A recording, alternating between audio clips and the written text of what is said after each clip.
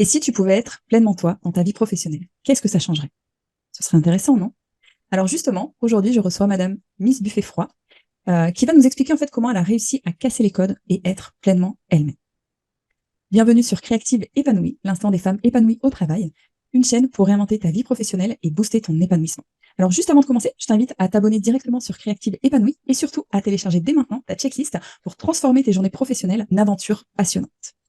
Bonjour Miss Buffet-Froid. Salut, salut! Alors, pour commencer, est-ce que tu peux nous dire qui tu es? Ouh là là, qui je suis? On va dire que je suis un photographe phénomène. Non, plus sans trop oui, parce que moi je fais des blagues, hein, direct, j'y vais. En fait, je dis que je suis un phénomène parce que j'ai vraiment la sensation d'être un ovni dans le monde de la photographie, parce que je fais partie des photographes qui n'arrivent pas avec clé en main, c'est-à-dire que tu viens, t'as ton fond studio, t'as les mêmes poses, machin. Non, non, non. Moi, ce que je veux, en fait, c'est d'aller venir chercher en toi, de comprendre qui tu es, en fait, de prendre le temps. Et ça, c'est assez rare en fait chez les photographes. Et puis en plus, bon bah, il y a plein de choses qui font que je suis assez singulière. C'est-à-dire que je dis plein de gros mots. Ouais, alors je vous préviens, attention, les oreilles sensibles, je risque de voilà.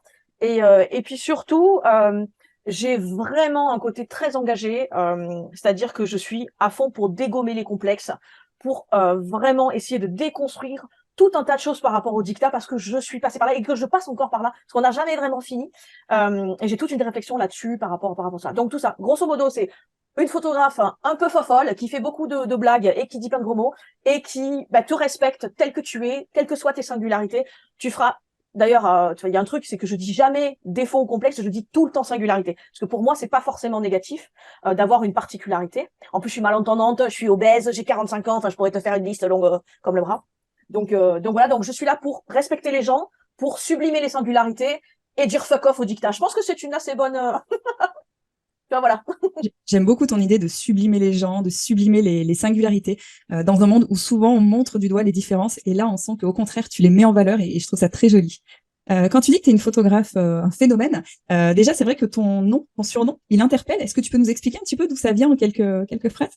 Alors, Miss Buffet Froid, c'est vrai que c'est la question qui revient, mais tout le temps, et je comprends que ça puisse être un peu déstabilisant. Donc, je vais faire la version courte, puisqu'on n'a pas beaucoup de temps et que j'ai plein de choses à dire. Miss Buffet Froid, en fait, ça vient tout simplement d'une émission de radio que j'avais, où je mixais des sons de films avec du métal, parce que oui, j'écoute du métal. Et donc, du coup, l'émission s'appelait Buffet Froid parce que ça vient d'un film.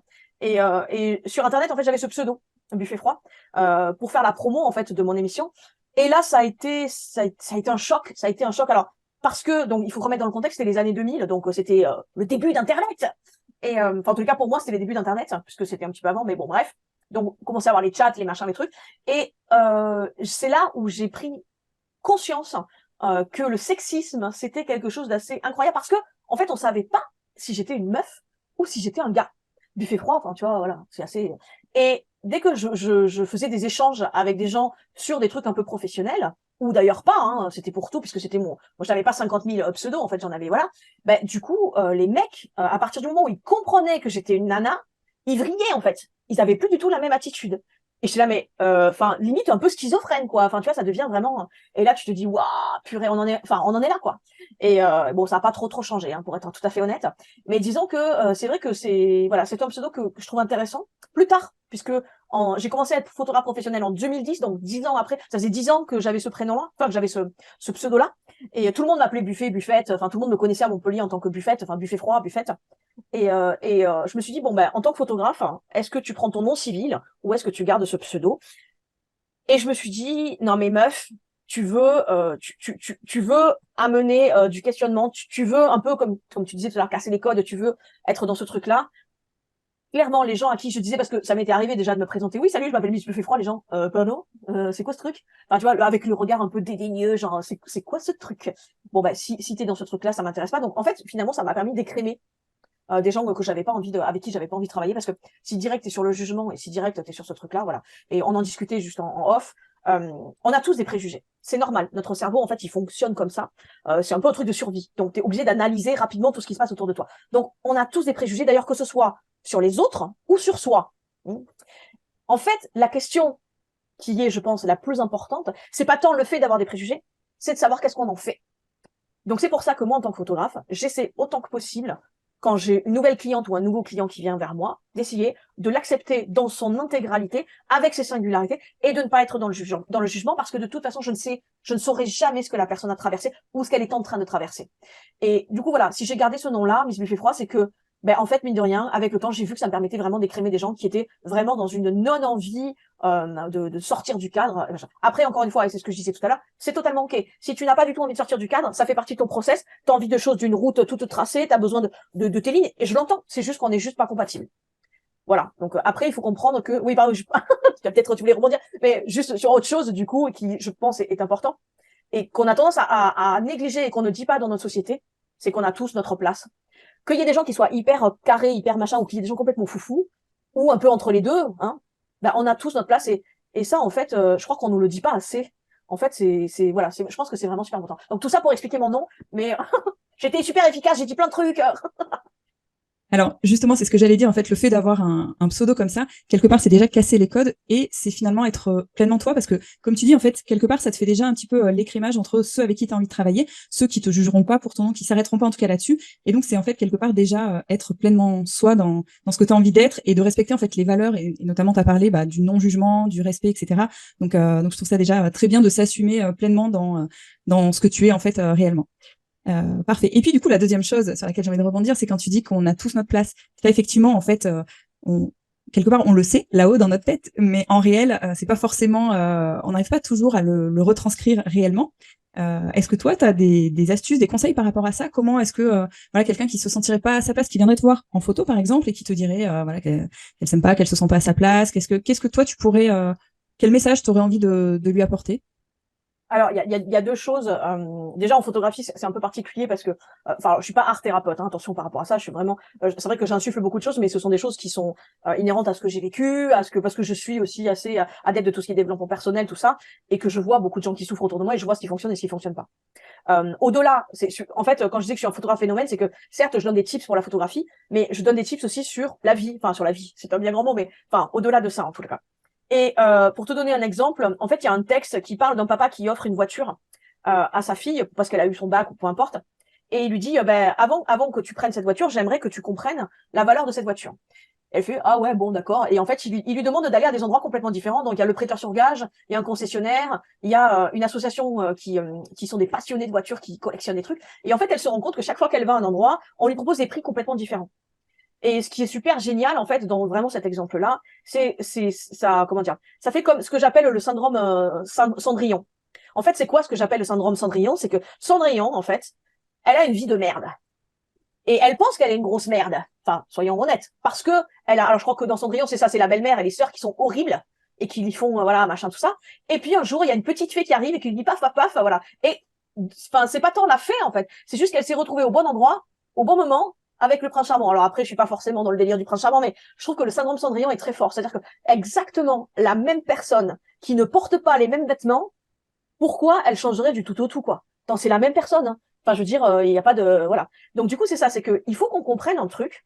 C'est que, à un moment donné, si on se sent comme une sous-merde, c'est peut-être parce que dans notre entourage, on n'est pas vu à la valeur qu'on a. Et donc, c'est pour ça que tout le monde a sa place, parce que je considère vraiment que, quelquefois, ce sont notre entourage, c'est ce qui nous entoure, qui nous pourrit la vie. Et je le sais parce que je l'ai vécu. Donc voilà. Et à partir du moment où on vire les gens toxiques, on vire tous ces trucs toxiques, on peut vraiment se recentrer sur soi et comprendre qui on est vraiment et qui on a vraiment besoin. Il y a un jour, il y a un thérapeute qui m'a dit, tu as besoin de te recentrer avec tes besoins fondamentaux. Et j'étais là, quoi? C'est quoi les besoins fondamentaux? Il m'a dit, attention, c'est pas les besoins vitaux, c'est pas le fait d'aller manger, dormir, tout ça. Il fait, ce sont les besoins fondamentaux. Et je fais, mais comment je connais les besoins fondamentaux? Il me dit, mais c'est très simple, tu les sais, c'est juste que tu veux pas les voir. Et je te cache pas que sur le moment, j'étais là, qu'est-ce qu'il raconte, ça? Et ça m'a fait vraiment gamberger et j'ai vraiment réfléchi et je suis repartie à la source. Qu'est-ce qui me fait vibrer? Qu'est-ce qui me fait rire? Qu'est-ce qui me fait vraiment du bien? Ben moi, ce qui me fait vraiment du bien, c'est faire des concerts de métal. Ça me donne une patate de ouf. Et ben c'est ok. Ça fait partie de moi, c'est ok. Et donc du coup, justement, j'en faisais plus à cette époque-là. Maintenant, vu que mon compagnon n'écoute pas de métal, ben je vais faire des concerts toute seule. Et ça me fait un bien phénoménal. Donc je pense que c'est ça. L'idée, c'est de comprendre qu'on a vraiment tout sa place et que c'est pas parce qu'on a des goûts, enfin, pour le coup métal, je sais que voilà, s'il y en a qui écoutent Joule, je vous en veux pas, c'est pas grave. Mais enfin voilà, l'idée c'est que on a vraiment tous notre place. C'est juste qu'on n'est pas au bon endroit. C'est juste qu'on n'a pas les bonnes personnes qui nous entourent. Donc c'est vrai que des fois on peut être très seul. J'ai par le passé été à des moments de ma vie extrêmement seule et ça a été extrêmement douloureux et difficile. Mais putain, qu'est-ce que je suis contente d'être passée par là parce que ça m'a permis de me lester de gens qui étaient toxiques et j'aurais tourné en rond. Je serais pas devenue la personne que je suis aujourd'hui. Vraiment. Ok, parfait. Donc là, c'est un beau message que tu nous transmets, en fait, un message fort, le fait d'être vraiment à la bonne place et d'oser être pleinement soi. Très bien. Est-ce que du coup, tu aurais quelques conseils pour être à la bonne place, justement, pour vraiment oser être pleinement soi? Si tu avais un ou deux conseils à nous donner. Alors ce que je pourrais dire, c'est qu'on a tendance à croire que s'affirmer, c'est écraser les autres. En fait, c'est pas vrai. S'affirmer, c'est juste déposer des limites. Et c'est pas parce qu'on dit non à quelqu'un qu'on l'aime pas. C'est juste qu'on s'écoute soi et on peut être totalement dans la bienveillance. Et encore une fois, comme on a tous notre place et comme on est tous différents, on a des besoins différents et on a des visions différentes. Par exemple, si moi il y a quelqu'un sur LinkedIn ou ailleurs qui va me dire je suis pas d'accord avec toi, ben c'est totalement ok. T'as le droit de pas être d'accord avec moi. Enfin, je veux dire, ça va pas remettre en question ma valeur. Il n'y a pas de truc comme ça. Et je cherche pas l'adhésion de tout le monde non plus. De toute façon, on n'y arrivera jamais. Enfin, avoir l'adhésion et même, je vais aller beaucoup, beaucoup plus loin. Il y a un truc que j'aime bien dire, c'est qu'on est toujours, sera toujours la connasse de quelqu'un. Quoi que l'on fasse, ou qu'on ne le fasse pas, on peut mettre dans son prisme de vision les choses le plus positives, le plus bienveillant, le plus, voilà, ben, ça peut ne pas marcher. Et il y aura toujours une, deux, trois personnes qui vont détester ça. Et tu sais quoi? C'est totalement OK. Alors évidemment, c'est mieux de se focaliser sur les personnes positives qui nous renvoient des choses positives, mais voilà, déjà il y a ce truc-là. Donc vraiment, le fait de mentaliser le fait qu'il y a quelqu'un qui va, quoi que tu fasses, te détester. En fait, moi je sais que ça m'a, putain, ça libère parce que tu te dis, je peux avancer, c'est pas un souci. Il y a un autre truc aussi, c'est que en France, en tous les cas dans notre société, on est vachement sur la compète, on est vraiment sur cette notion de je vais échouer, c'est horrible. Mais en fait, si t'échoues pas, t'avances pas. Quoi que tu fasses, enfin, que ce soit dans l'apprentissage, enfin, n'importe quoi dans la vie, en fait, si tu te gaufres pas à un moment donné, comment est-ce que tu peux apprendre? Donc, pour moi, l'échec, c'est pas quelque chose de négatif. Au contraire, ça montre qu'on met des choses en place. Et par contre, si tu fais 15 fois la même erreur, bon, et à un moment donné, peut-être change de prisme, essaie de passer à autre chose, change de lieu, change peut-être que t'es pas au bon endroit. Enfin, voilà. Donc, l'idée, c'est toujours essayer de se renouveler, même si je suis pas du tout dans un truc de productivité. Enfin, c'est pas mon délire, en fait. Mais juste, si t'es mal dans ta peau, il y a un moment donné, il faut que tu te poses les bonnes questions. Donc, casser les codes, c'est simplement tout ce que j'ai dit par rapport au début là. C'est peut-être te recentrer sur toi, qu'est-ce que tu as vraiment envie de faire, qui tu es vraiment, et en sachant que de toute façon, en étant toi, enfin moi je sais qu'il y a des gens qui m'aiment pas du tout et je m'en fous en fait. Enfin tu vois, enfin ouais. Mais t'as raison. En fait, de toute façon, on peut pas être aimé par tout le monde et il y en aura toujours qui se permettront de critiquer et peu importe. En fait, l'idée, c'est vraiment voilà de s'assumer. En fait, comme tu le dis très bien. J'aime beaucoup l'exemple de la voiture, de la valeur de la voiture dont tu as Ouais. parlé tout à l'heure.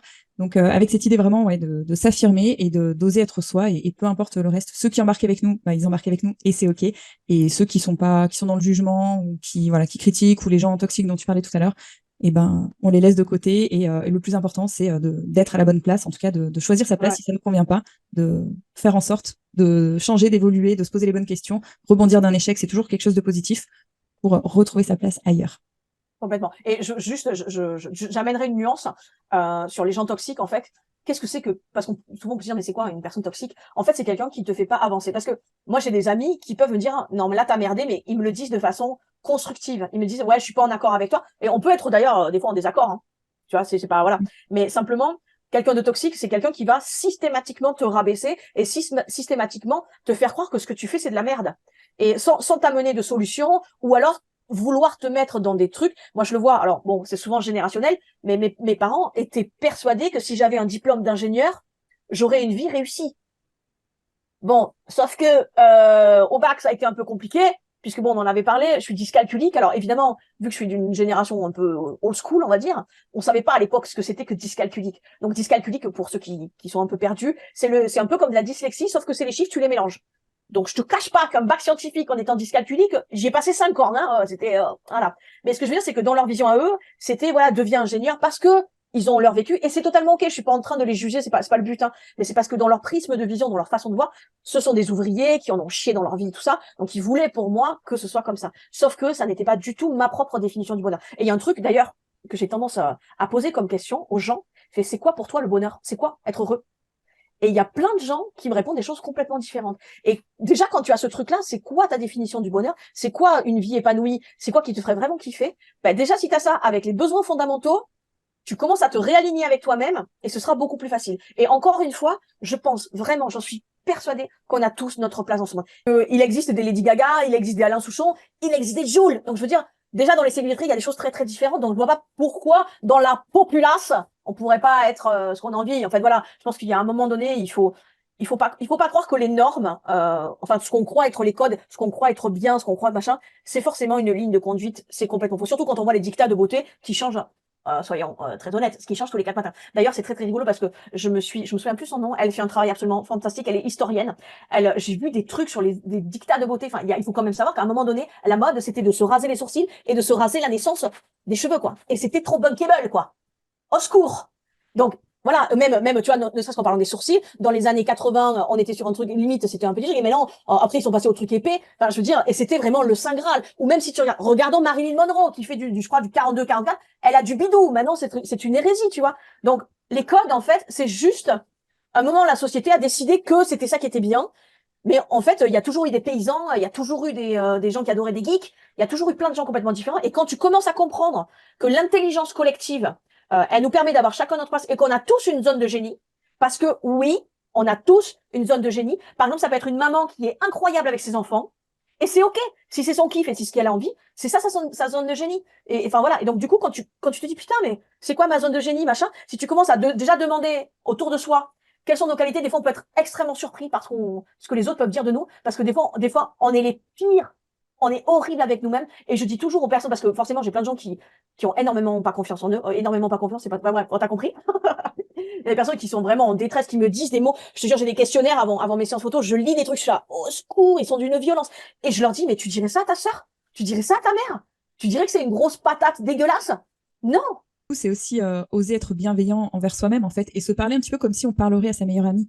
Quand tu dis qu'effectivement, les gens sont très, très critiques envers eux-mêmes, c'est en fait, à partir du moment où on s'accepte et où on s'autorise un petit peu de bienveillance envers soi-même, bah, ça permet de se sentir mieux au quotidien.